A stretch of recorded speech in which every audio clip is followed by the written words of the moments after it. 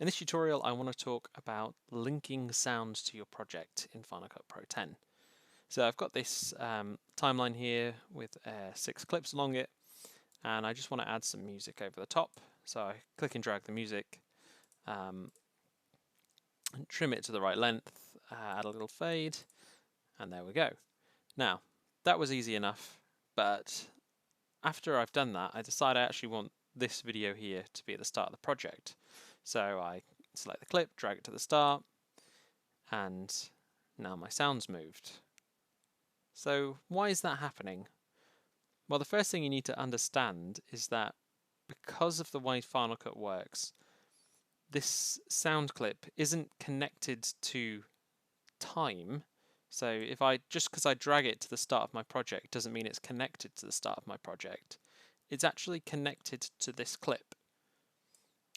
So when I move the clip, the sound moves with it. And you can see that represented visually by this little blue line here. And that's called the connection point. So that's the point at which this sound is connected to.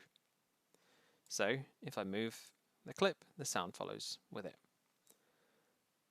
So how do I solve the problem of wanting to put a different clip at the start without moving the sound? Well, there's two different solutions. So one of them is to move where this connection point is. So the way I do that is by holding down the Command and Option key, or Alt key, depending on what you've got on your keyboard. Hold those down and click in your sound clip at the point you want the sound to be connected.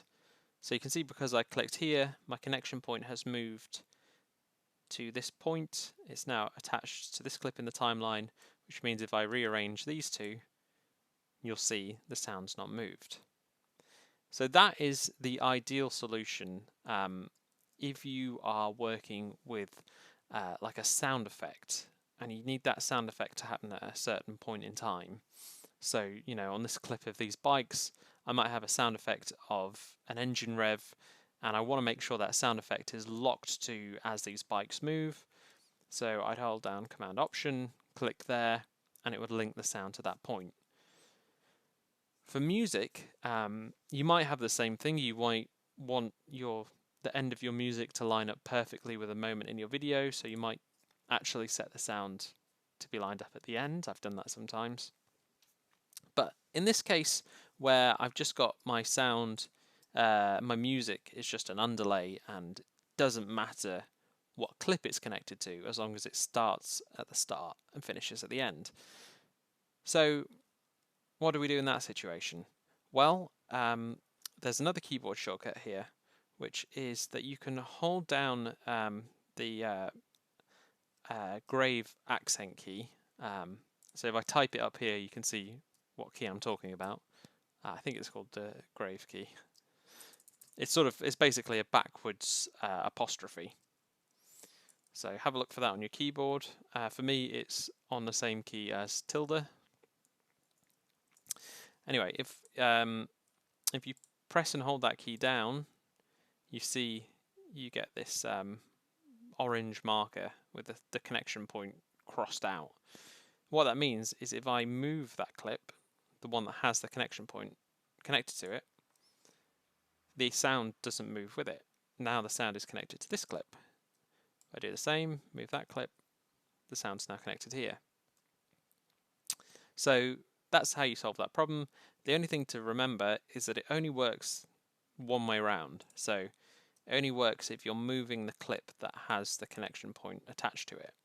If I try and move this clip back to the front, holding down that key, you'll see that the sound's moved again. So remember, you need to move the clip that has the connection point.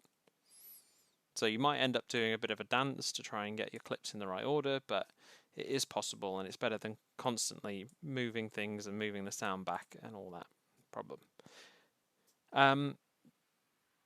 The same exact principles apply to video clips. If I drag a video on, you can see that connection point again. The video is connected to that clip. If I move it, the clip moves with it.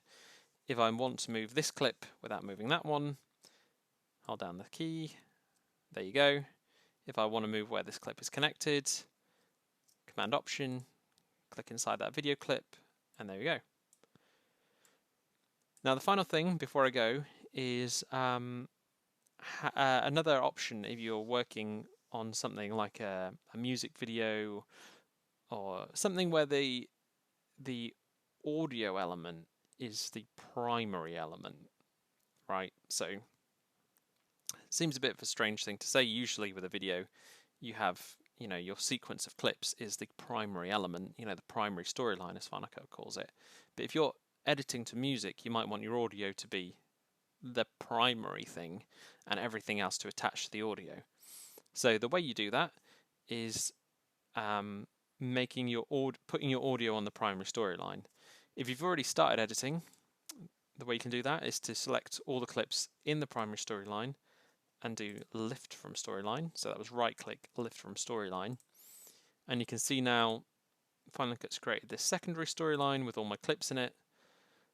I've now got a gap clip here and my audio underneath. So if I right click on my audio, I can do overwrite to primary storyline, and now my audio is in the middle, and I can move around all these clips, retime them to fit the music, and I'm never going to move where that music clip is now. So there's another tip. Thanks for watching, guys. Remember to subscribe if you would like to see more tutorials.